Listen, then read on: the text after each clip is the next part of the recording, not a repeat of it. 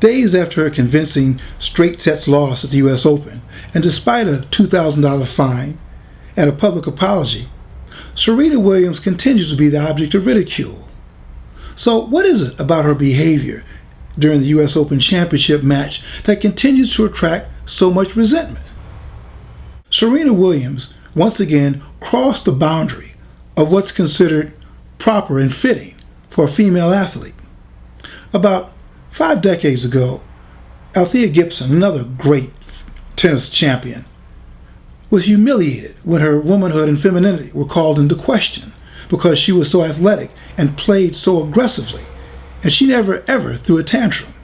The fact is that there is no precedent for the competitive fire that Serena brings to the women's tour, which is why the only 2 players her behavior is consistently compared to are men, Jimmy Connors and John McEnroe. Connors and McEnroe were famous for their explosions and tantrums on the court. But then and even now, those tantrums and explosions are dismissed as champions being champions, boys being boys. In fact, McEnroe's tantrums are celebrated in a series of commercials.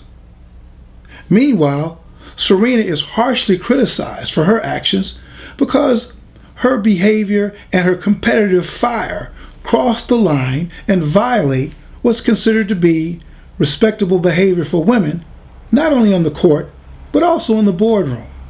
Those of us who have daughters see this day in, day out, and sometimes we see it in our own behavior. Criticize Serena for being a sore loser, or criticize her for being ill-tempered. But when you do, look into your hearts when you consider what it is about her behavior that makes you feel so uncomfortable. Perhaps it's because she violates your own no-fly rule.